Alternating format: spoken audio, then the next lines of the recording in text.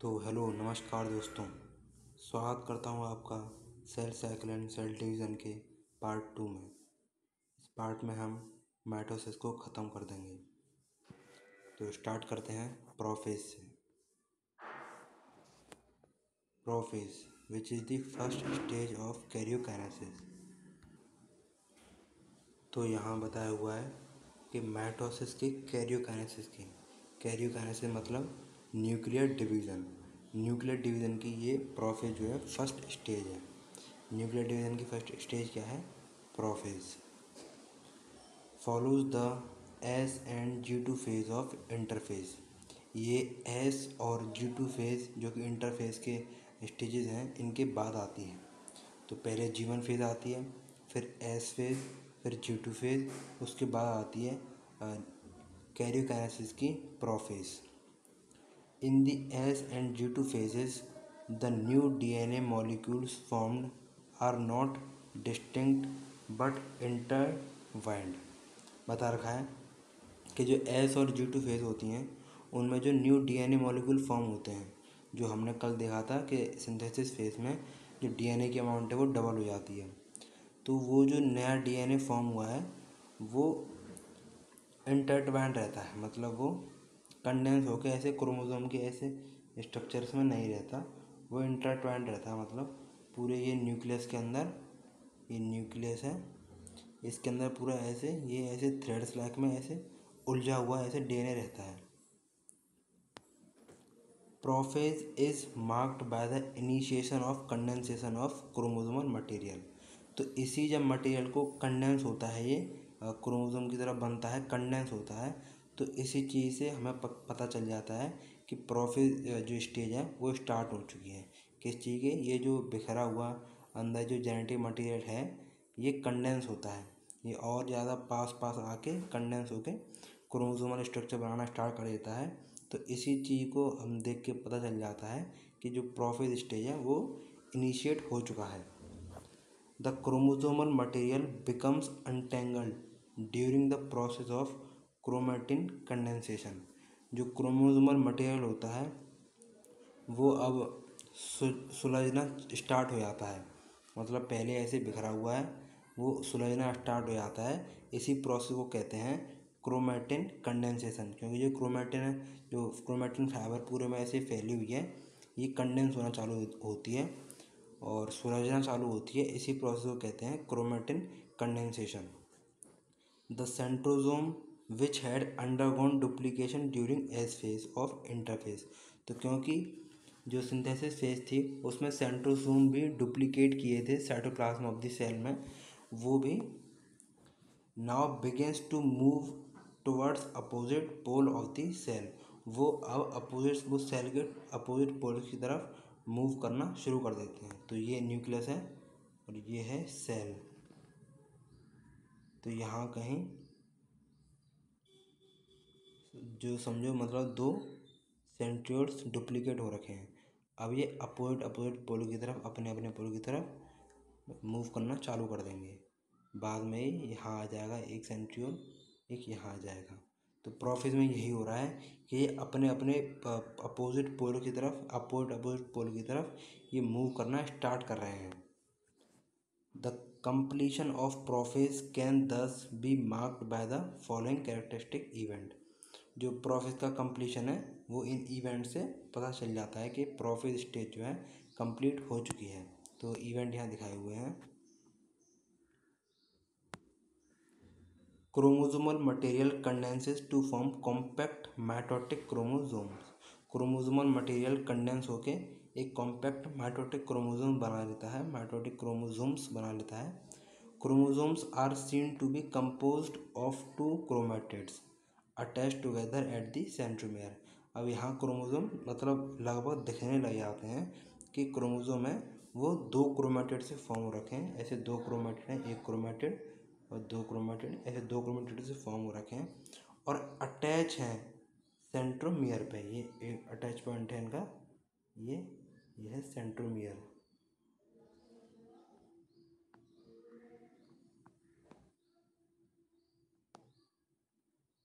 Centromere पर ये attach है, attach together at the centromere. Centrosome which had undergone duplication during the interphase, जो centrosome जो है डुप्लीकेट किए थे इंटरफेस के दौरान, begins to move toward opposite pole of the cell, उस सेल में अपोजिट पोल की तरफ मूव करना चालू हो जाते हैं।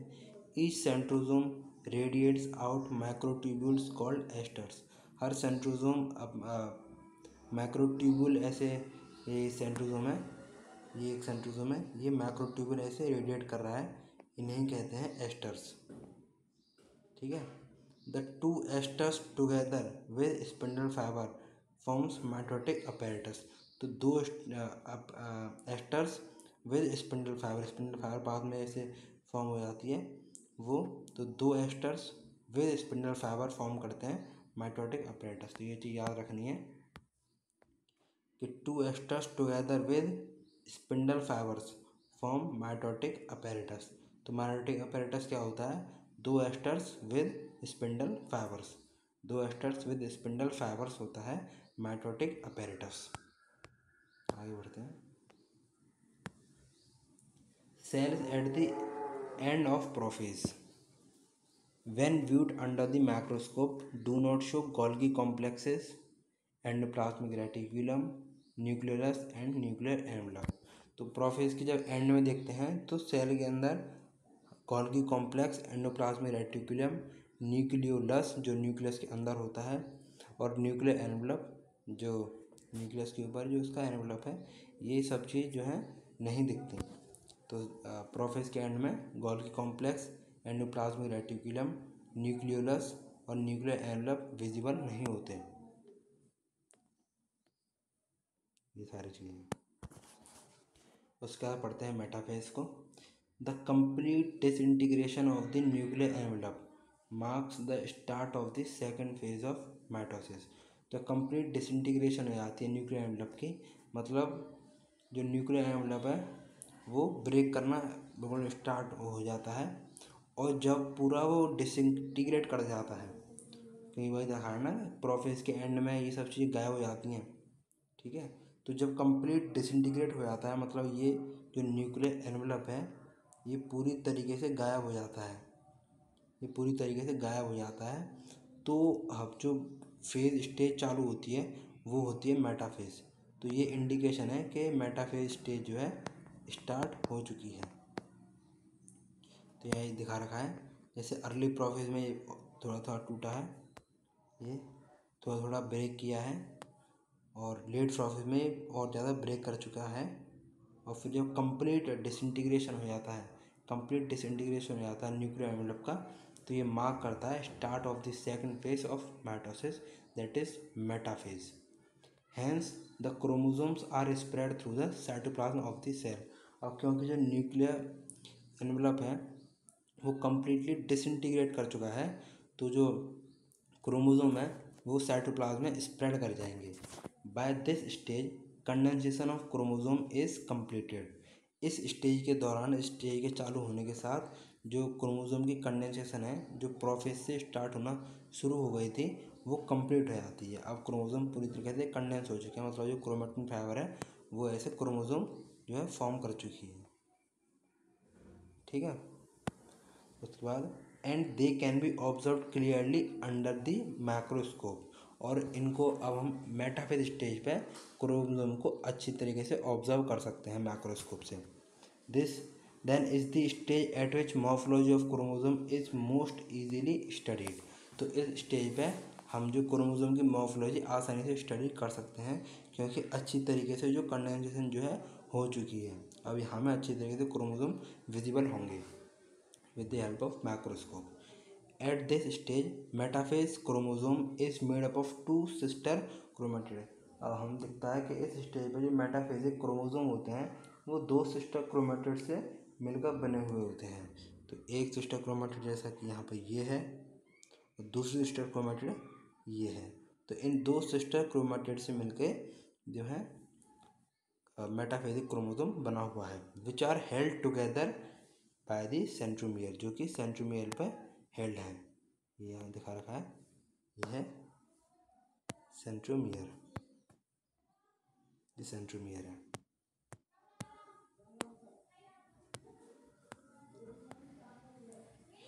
Small disc shaped structure at the surface of the centromere are called kinetochores.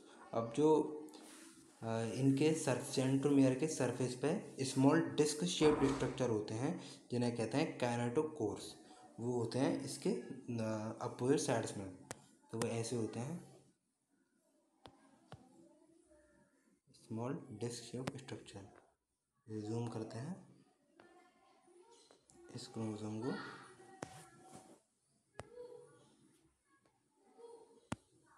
तो इस तरफ एक ये लगा होगा स्मॉल डिस्क शेप और इस तरफ दूसरा लगा होगा, तो ये होते हैं काइनेटोकोर्स। इसको कहते हैं काय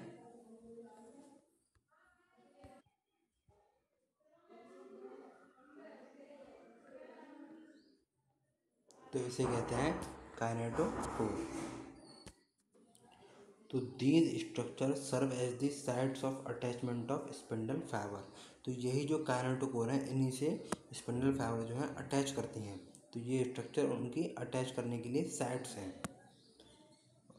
to the chromosome that are moved into position at the centre of the cell, जो कि अब जो है सेंटर ऑफ द सेल की तरफ मूव कर रहे हैं। Hence the metaphase is characterised by all the chromosome coming to lie at the equator. तो ये मेटाफेज क्रोमोसोम होते हैं वो इक्वेटर पे जा रहे होते हैं with one chromatid of each chromosome connected by its kinetochore. तो जो एक क्रोमेटिड होती है ईच क्रोमोसोम की, जो एक क्रोमेटिड होती है, ये दो क्रोमेटिड हैं, दो सिस्टर क्रोमेटिड एक क्रोमोसोम में, एक तो ये है एक ये है। तो ईच क्रोमेटिड जो है कनेक्ट रहती है एक काइनेटोकोर से to spindle fibres from one pole and its sister chromatid connected by its kinetochore. तो होता क्या है, डायग्राम देखो, ये है, इस पर ये क्रोमोसोम है, सेंट्रोमियर पे दो क्रोमेटिड हैं, ये एक क्रोमेटिड जो है एक क्रोमेटिड से एक काइनेटोकोर अटैच है, उस काइनेटोकोर से एक स्पिंडल फाइबर लगती है। ठीक है, तो वही दिखा रखा है कि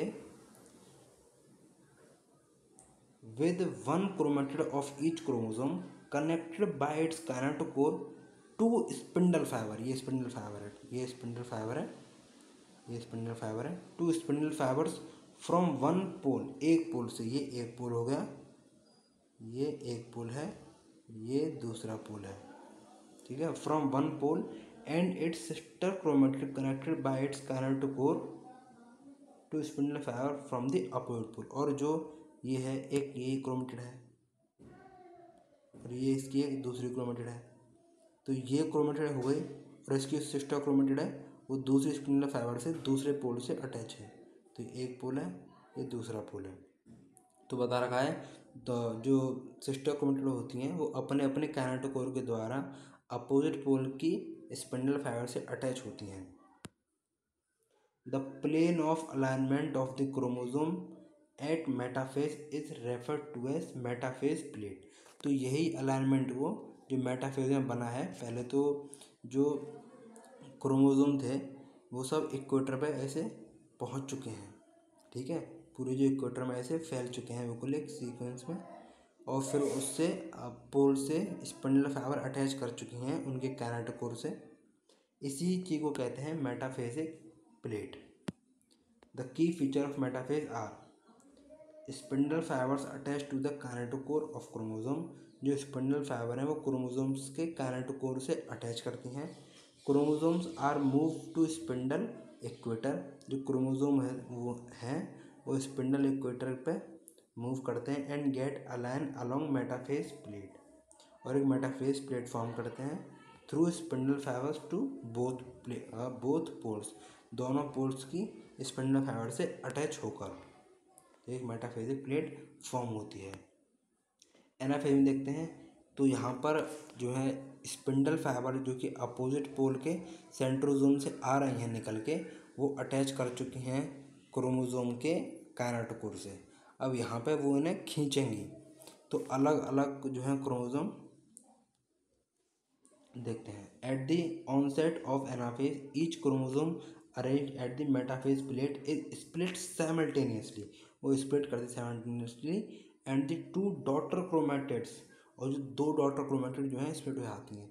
यहाँ से एक पोल से ऐसे स्पिंडल फाइबर आ रही है और उससे एक क्रोमेटिड ऐसे अटैच है, दूसरे पोल से इसकी जो सिस्टर क्रोमेटिड थी वो आ रही है और इससे दूसरी सिस्टर क्रोमेटिड अटैच है, और किसके द्वारा, अपनी अपनी,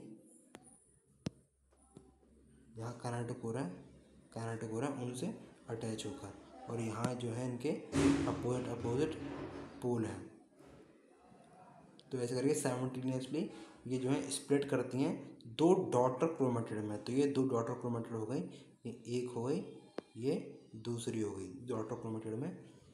now refer to as daughter chromosome of the future daughter nuclei. अब ये डॉटर क्रोमेटिड हैं, यही डॉटर क्रोमोसोम है फ्यूचर न्यूक्लियाई के, जो आगे न्यूक्लियाई फॉर्म होगी उनके डॉटर क्रोमोसोम है।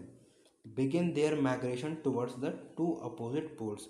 अब ये अपना अपोजिट पोल पे माइग्रेट करते हैं, ये इस पोल पे जा रहा है, ये इस पोल पे जा रहा है, ठीक है। As each chromosome move away from the equatorial plate, equatorial plate से ये अपोजिट जो है पोल की तरफ मूव कर रहे होते हैं। The centrosome of each chromosome remain directed towards the centromere, the centromere of each chromosome remains directed towards the pole and hence at the leading edge. जो सेंट्रोमियर होता है, ये सेंट्रोमियर है, ये रहता है पोल की तरफ, ये पोल की तरफ है, ठीक है, ये पोल की तरफ है, देखो ऐसे करके, ऐसे पोल की तरफ जो है इंडिकेट कर रहा है। जो सेंट्रोमियर है वो ऐसे पोल की तरफ जा रहा है, पोल की तरफ इंडिकेट कर रहा है। यहाँ पर भी जो सेंट्रोमियर है वो ऐसे पोल की तरफ इंडिकेट कर रहा है, मतलब पोल की तरफ जा रहा है, ठीक है। Remain directed towards the pole and hence the leading edge with the arms of the chromosome trailing behind it.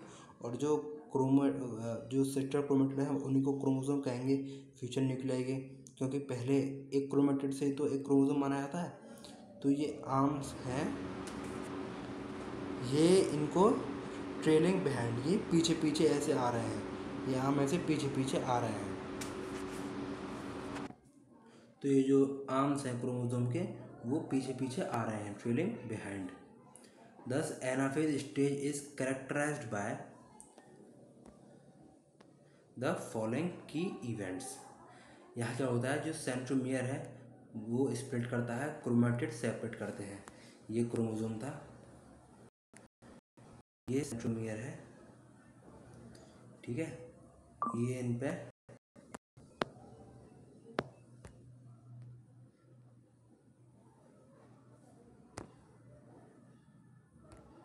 ये हैं इनके काइनेटोकोर्स लगे हुए हैं,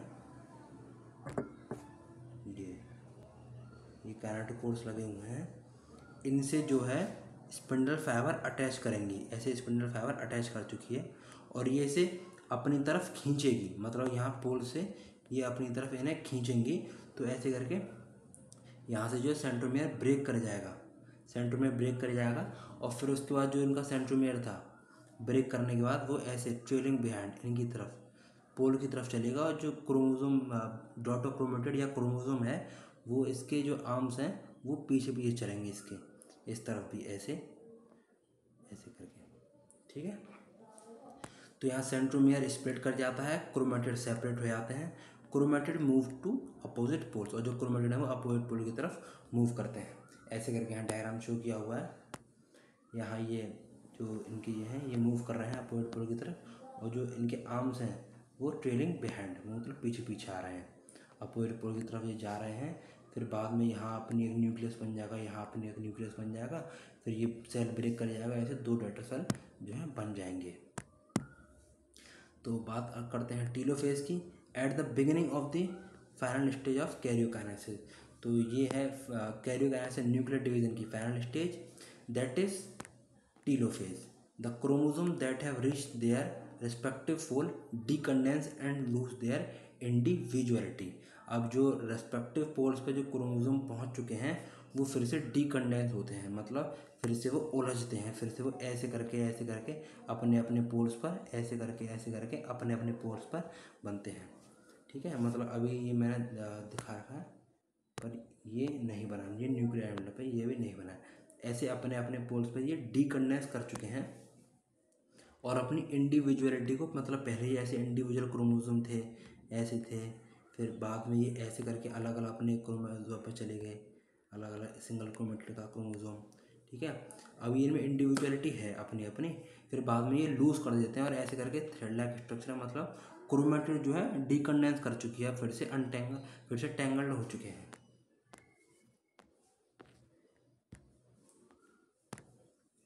The individual chromosome can no longer be seen, and each set of chromatin material tends to collect at each of the two poles। और जो दो poles हैं उन पे जो क्रोमेटिन मटेरियल है वो कलेक्ट होने लग जाता है, जो क्रोमोसोम थे वो अब नहीं दिखाई देते। This is the stage which shows the following key events. Stage के की इवेंट्स हैं कि यहाँ जो क्रोमोसोम होते हैं वो अपोजिट पोल पर क्लस्टर होते हैं और अपनी आइडेंटिटी को लॉस्ट कर देते हैं, अपनी आइडेंटिटी को खो देते हैं। न्यूक्लियर एनवेलप डेवलप करता है, फिर बाद में यहाँ न्यूक्लियर एनवेलप डेवलप करेगा, ये न्यूक्लियर एनवेलप डेवलप करेगा, न्यूक्लियर एनवेलप डेवलप करता है अराउंड द क्रोमोसोम क्लस्टर, जो क्लस्टर हुए हैं ईच पोल पे, फॉर्मिंग टू डॉटर न्यूक्लियाई, और दो डॉटर न्यूक्लियाई का फॉर्म कर देता है। जैसे यहाँ एक डॉटर न्यूक्लियाई ये बनी है, एक डॉटर न्यूक्लियाई, और दूसरी डॉटर न्यूक्लियाई ये बनी है। Nucleus, Golgi complex and endoplasmic reticulum, जो ये सारी चीज़ें जो हैं डिसअपियर हुई थी प्रोफेज में, nucleus, Golgi complex, endoplasmic reticulum और न्यूक्लियर एनवेलप। तो न्यूक्लियर एनवेलप तो आ चुका है, और इसके बाद न्यूक्लियस, गोल्गी कॉम्प्लेक्स और एंडोप्लाज्मिक रेटिकुलम भी दोबारा रिफॉर्म कर जाते हैं। उसके बाद साइटोकाइनेसिस होती है और दो सेल जो है ऐसे करके अलग अलग हो जाते हैं और दो डॉटर सेल बन जाते हैं एक सेल से। इक्वेशनल डिवीज़न जो है कंप्लीट हो जाती है। तो ये डायग्राम देखते हैं। तो ये एनाफेज में ये अपोजिट पोल्स पर जा रहे हैं, टीलोफेज में यहाँ ये डिकंडेंस कर चुके हैं और ये न्यूक्लियर एनवेलप जो है बन चुका है, ये न्यूक्लियर एनवेलप बन चुका है।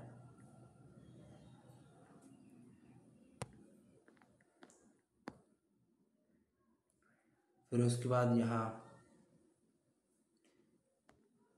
ये साइटोकाइनेसिस होने के बाद दिखा रखा है, यहाँ साइटोकाइनेसिस जो है प्रोसेस स्टार्ट हो चुकी है टीलोफेज में हल्की हल्की, फिर यहाँ कंप्लीट हो जाती है साइटोकाइनेसिस में।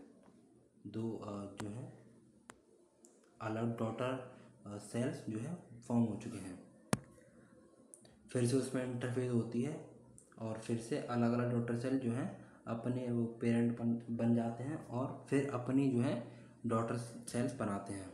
तो साइटोकाइनेसिस की बात करते हैं, तो mitosis accomplish not only the segregation of duplicated chromosome into daughter nuclei. तो माइटोसिस इसी के साथ ख़त्म नहीं होती कि जो क्रोमोसोम थे उनका सेग्रीगेशन हो गया डॉटर न्यूक्लियाई में, मतलब कैरियोकाइनेसिस के साथ जो है माइटोसिस ख़त्म नहीं होते, but the cell itself divided into two daughter cell. जो सेल खुद भी दो डॉटर सेल में डिवाइड करता है, अभी तो सिर्फ कैरियोकाइनेसिस हुई है। Separation of cytoplasm called cytokinesis. तो यहाँ क्या होता है, साइटोप्लाज्म का सेपरेशन होता है जिसे कहते हैं cytokinesis, at the end of which cell division gets completed. इसके साथ जो सेल डिवीजन है वो कंप्लीट होता है। In an animal cell this is achieved by the appearance of furrow in the plasma membrane. क्योंकि जो एनिमल सेल है उसमें सेल वॉल नहीं होती, तो ऐसे ही करके फ्यूरो क्रिएट होती है। ये यहाँ जैसे दिखा रखा है, ये एक फ्यूरो क्रिएट हो रही है, ये एक फ्यूरो क्रिएट हो रही है प्लाज्मा मेम्ब्रेन में।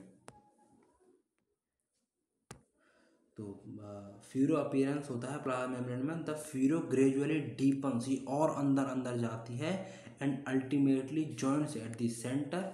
और ये जैसा कि यहाँ से ये अंदर डीपन जा रही है, ये और अंदर जाएगी, यहाँ से और अंदर जाएगी और अंदर जाएगी और सेंटर पे मिल जाएगी और दो डॉटर सेल ऐसे जो है फॉर्म हो जाएंगे।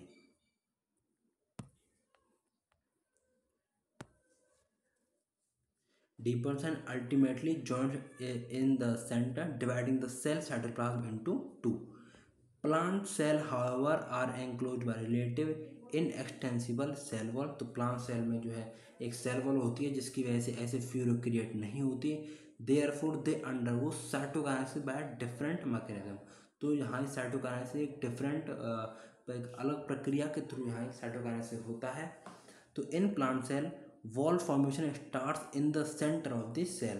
तो जो सेल का सेंटर है वहाँ वॉल फॉर्मेशन स्टार्ट होती है। मतलब ये आपकी ये है, ये सेल है प्लांट की, ये सेल है। तो यहाँ वॉल सेंटर में वॉल फॉर्मेशन स्टार्ट होगी और ये वॉल ऐसे करके आगे बढ़ती जाएगी, आगे बढ़ती जाएगी, आगे बढ़ती जाएगी, आगे बढ़ती जाएगी और यहाँ ऐसे करके ज्वाइन कर जाएगी एंड्स पे और इसे दो सेल्स में ऐसे डिवाइड कर देगी। ठीक है, वो बात समझ चुके होंगे। वैसे रीड करते हैं। एंड ग्रोज आउटवर्ड, और आउटवर्ड ग्रो करती है and meet the existing lateral walls, और जो लेटरल वॉल्स है उनको उनसे मीट करती है जो पहले से थी। The formation of new cell wall begins with the formation of simple precursor called the cell plate. और इसी के जो सेल प्लेट है इसके थ्रू नई सेल वॉल का फॉर्मेशन होता है। जो अंदर सेल प्लेट बन रही है उसी के थ्रू नई सेल प्लेट होती है, जो सेंटर बन रही होती है उसके थ्रू नई सेल वॉल का फॉर्मेशन होता है और वो बाहर की तरफ आउटवर्ड मूव करती है और एंड्स पे ज्वाइन करती है और दो सेल्स में जो है डिवाइड कर देती है प्लांट सेल में। रिप्रेजेंट द मिडिल लैमेला, जो सेल प्लेट होती है वो मिडिल लैमेला रिप्रेजेंट करती है जो कि मिडिल में आ रही है between the walls of two adjacent sales. जो एडजेसेंट सेल्स हैं उनकी वॉल्स के बीच में। At the time of cytoplasmic division organelles like mitochondria and plastid get distributed between the two daughter cell। तो साइटोप्लाज्मिक डिवीजन के समय पर जो ऑर्गेनल्स होते हैं जो कि G1 और G2 फेज ये इनमें होते हैं, इनमें डुप्लीकेट किए होते हैं, वो डिस्ट्रीब्यूट करे जाते हैं दो डॉटर सेल में इक्वली। तो in some organism karyokinesis is not followed by cytokinesis as a result of which multi nuclear condition. कुछ ऑर्गेनिज्म में ऐसा होता है कि कैरियोकाइनेसिस होता है but is not followed by cytokinesis. तो karyokinesis is not followed by cytokinesis का मतलब है कि कैरियोकाइनेसिस तो होता है पर बाद में साइटोकाइनेसिस नहीं होता है। तो उसकी वजह से क्या हो जाता है, मल्टी न्यूक्लियर कंडीशन आ जाती है। क्योंकि ये सेल था, इसमें कैरियोकाइनेसिस हुआ, न्यूक्लियर डिवीजन हुआ तो दो न्यूक्लियस बन गए, पर उसके बाद साइटोकाइनेसिस जो है नहीं हुआ, ये नहीं हुआ, ये प्रोसेस नहीं हुआ। ठीक है, तो ये प्रोसेस नहीं हुआ, इसकी वजह से मल्टी न्यूक्लियर कंडीशन आ गई। मतलब मल्टी न्यूक्लियस हो गए, एक से ज़्यादा न्यूक्लियस हो गए, leading to the formation of syncytium, जिसकी वजह से इसमें एक फॉर्मेशन आ जाती है सिंसीटियम। सीटियम माने साइटोप्लाज्म, सिन माने एक ही, मतलब का एक से ज़्यादा न्यूक्लियस का एक ही साइटोप्लाज्म है, सिंसीटियम कंडीशन आ जाती है।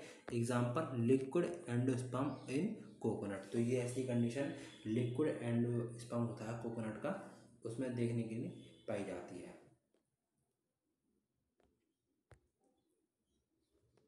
तो आगे पढ़ते हैं सिग्निफिकेंस ऑफ माइटोसिस के बारे में। Significance of mitosis.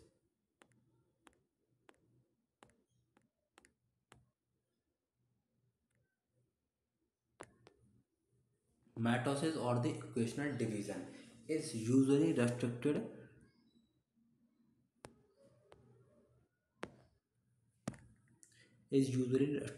to the diploid cells।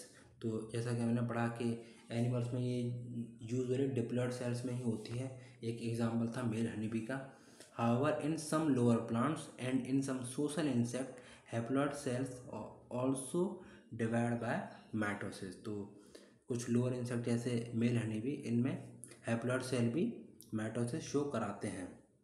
It is very essential to understand haploid diploid. तो आप जानते ही होंगे, हैप्लॉयड में मतलब सिंगल सेट ऑफ क्रोमोसोम होता है, डिप्लॉयड में जो है क्रोमोसोम का डबल सेट होता है। जैसे कि हमारे अंदर डिप्लॉयड सेल्स हैं तो 2n नंबर होते हैं, जैसे 46 क्रोमोसोम है, मतलब 23 पेयर्स होते हैं, 23 पेयर्स होते हैं क्रोमोसोम के। तो ऐसे 2 सेट्स हैं, और जो हैप्लॉइड है उसका मतलब उसमें 23 ही क्रोमोसोम है टोटल, उसमें 2 सेट नहीं है 23 के, उसमें एक ही सेट है 23 का। तो ये मतलब हुआ हैप्लॉइड और डिप्लॉइड का, ठीक है। It is very essential to understand that the significance of the division in the life of an organism. तो क्या महत्वपूर्णता है इस डिवीजन की ऑर्गेनिज्म की जिंदगी में। Are you aware of some example where you have studied about haploid and diploid insect. Mitosis usually result in the production of diploid daughter cells. तो mitosis में डिप्लॉइड डॉटर सेल का usually production होता है with identical genetic complement. एक identical genetic complement, जो genetic complement parent का था वही डॉटर का होगा, जो डॉटर सेल्स बनेंगी। The growth of multicellular organism. Multicellular organism की ग्रोथ के लिए ये बहुत ही महत्वपूर्ण होता है माइटोसिस, क्योंकि इसी से सेल जो है डिवाइड करती हैं, इसी से सेल डिवाइड करती हैं, ऐसे सेल डिवाइड करती हैं और एक मल्टी सेलुलर ऑर्गेनिज्म जो है फॉर्म होता है। Is due to mitosis. Cell growth result in disturbing the ratio between the nucleus and cytoplasm. जो सेल ग्रोथ है वो रिजल्ट करता है, रेशियो में डिस्टर्बेंस करता है न्यूक्लियस और साइटोप्लाज्म की। It therefore becomes essential for the cell to divide to restore the nucleoplasmic ratio.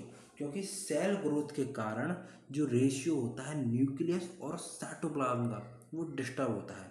तो न्यूक्लियस आपका वही रहता है, सेल ग्रो कर रहा है तो उसमें साइटोप्लाज्मिक जो है मात्रा वो बढ़ रही है।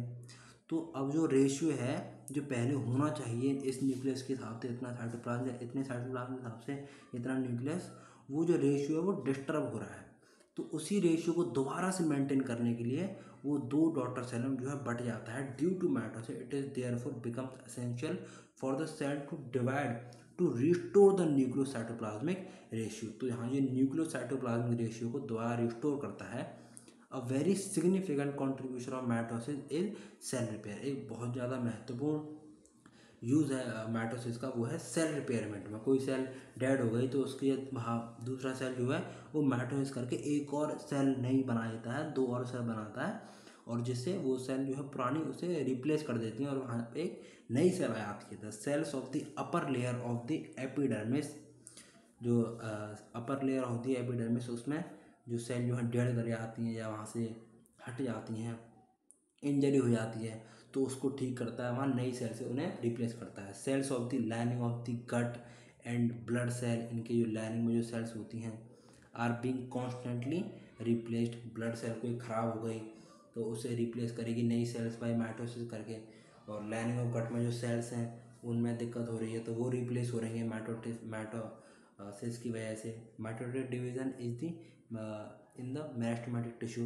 मेरिस्टेमेटिक टिश्यू जो होते हैं, shoot apical meristem, root apical meristem में होते हैं, वो उनमें माइटोटिक डिवीज़न होती है जिसकी वजह से फर्दर ग्रोथ होती है, आगे बढ़ता रहता है। The apical and lateral cambium में होता है, result in continuous growth of plant through out their life. इसकी वजह से जो प्लांट है वो अपनी पूरी ज़िंदगी के दौरान कॉन्टिन्यूस ग्रोथ शो कराता है। तो यहाँ ये माइटोसिस जो है ख़त्म होता है। मैं आपको इसे पूरा एक बार समराइज करके बता देता हूँ। तो सबसे पहले माइटोसिस में क्या होता है, माइटोसिस में आती है इंटरफेज।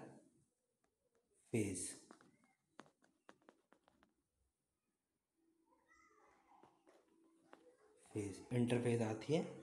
तो इंटरफेज में 3 स्टेज होती हैं। एक होती है G1, एक होती है S और एक होती है G2, ठीक है। तो G1 फेज़ में सेल ग्रो करता है और उसमें सेल ऑर्गेनेल जो है डुप्लीकेट करते हैं क्योंकि वो बाद में बढ़ सकें। एस फेज़ में सेंट्रोसोम डुप्लीकेट करते हैं जो कि उन्हें अटैच होते हैं, उसमें स्पिंडल फाइबर निकलती हैं और वो अटैच होते हैं काइनेटोकोर से, जिसकी वजह से उन्हें वो स्प्रेड करते हैं, अपनी तरफ खींचते हैं, और जो डीएनए अमाउंट है वो डबल होता है बट क्रोमोसोम नंबर सेम रहता है। G2 में भी सेल जो है ग्रो करता है, उसका साइटोप्लाज्म में जो है ग्रो करता है। इंक्रीमेंट होती है। फिर उसके बाद जो आती है एक्चुअल सेल डिवीजन, ये 95% टाइम लेती है, 95% टाइम लेती है टोटल सेल साइकिल की ड्यूरेशन का। फिर उसके बाद एम फेज आती है, मेटासिस फेज आती है। ये होता है, इसमें एक्चुअल सेल डिवीज़न होता है, एक्चुअल सेल डिवीज़न होता है। इसमें पहले होती है कैरियोकाइनेसिस और बाद में होती है साइटोकाइनेसिस।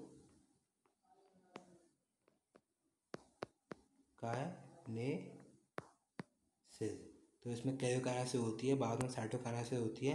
कैरियोकाइनेसिस में 4 स्टेजेस होती हैं, दैट इज पी मैट में ये आता है प्रोफेज, ये आता है मेटाफेज, ये आता है एनाफेज, ये आता है टीलोफेज। तो प्रोफेज में क्या होता है, यहाँ जो है क्रोमेटिन मटेरियल होता है न्यूक्लियस के अंदर, वो कंडेंस करना स्टार्ट हो जाता है और प्रोफेज के एंड तक वो जो है कंडेंस कर जाता है। तो इसमें जो है nucleolus, nuclear envelope, Golgi bodies होती हैं और एंडोप्लाज्मिक रेटिकुलम, ये सारी चीज़ें डिसअपियर हो जाती हैं इसके एंड तक। तो ये सब प्रोफेज में होता है। फिर उसका मेटाफेज में पता चलता है कि कंप्लीट कंडेंसेशन ऑफ क्रोमोसोम हो गया है। क्रोमैटिन मटेरियल था जो पहले ऐसे बिखरा हुआ था न्यूक्लियस के अंदर, वो अब ऐसे करके कंडेंस हो चुका होता है, वो ऐसे क्रोमोसोम की फॉर्म में ऐसे कंडेंस हो चुका होता है, ठीक है। फिर उसके बाद ये इसके इस मेटाफेज में ये इसके इक्वेटोरियल प्लेट पे ऐसे अलाइन करते हैं, ऐसे अलाइन करते हैं, ऐसे अलाइन करते हैं, ऐसे अलाइन करते हैं। और यहाँ इनसे जो सेंट्रोजोम होते हैं प्रोफेज में, जो अपोजिट पोल की तरफ मूव किए होते हैं, उनसे जो है स्पिंडल फाइबर निकलती हैं और इनके काइनेटोकोर से जुड़ती हैं। अब एक एक क्रोमेटिड से क्रोमोसोम के जो है अलग अलग पोल से स्पिंडल फाइबर निकलती हैं और वो उनके काइनेटोकोर से जुड़ती हैं। एनाफेज के दौरान ये जो है सेंट्रोमियर होता है क्रोमोसोम का, वो स्प्लिट करता है और ये ऐसे अपने अपने पोल की तरफ मूव कर रही होती हैं, ऐसे, जिनमें सेंट्रोमियर टुवर्ड्स द पोल होती है, ऐसे ऐसे ऐसे ऐसे ऐसे ऐसे, ये सेंट्रोमियर टुवर्ड्स द पोल होती है।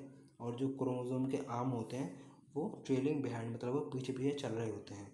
तो ये एनाफेज में हो जाता है। टीलोफेज में क्या होता है, टीलोफेज में फिर ये यहाँ अपने अपने रेस्पेक्टिव पोल्स पे ये कंडेंस कर जाते हैं, क्योंकि ये एक सेल है, इसमें ये अपने रेस्पेक्टिव पोल्स पे ऐसे कंडेंस नहीं डीकंडेंस कर चुके हैं। यहाँ डीकंडेंसेशन होती है, ये डीकंडेंस कर चुके होते हैं अपने अपने रिस्पेक्टिव पोल्स पर। और फिर इनके तरफ एक न्यूक्लियर एनवलप क्रिएट होता है और जो चीज़ प्रोफेज में जो है डिसअपियर हुई थी वो वापस से रीफॉर्म कर जाती हैं, और फिर इसके बाद साइटोकाइनेसिस होती है। एनिमल सेल में एक ऐसे फ्यूरो बनती है एनिमल सेल में, और वो जॉइन करती है सेंटर पे और इसे 2 सेल में ऐसे डिवाइड कर देती है। जबकि प्लांट सेल में यहाँ होता है, एक सेंटर में प्लेट बनती है और वो ऐसे करके जॉइन करती है और 2 सेल में डिवाइड कर देती है। तो इसके साथ आपका जो पूरा माइटोसिस है वो होता है ख़त्म। मिलते हैं cell cycle and cell division के पार्ट 3 में, जिसमें हम पूरा मियोसिस जो है कंप्लीट करेंगे और चैप्टर हो जाएगा ये आपका फिनिश। तो thank you very much, bye bye.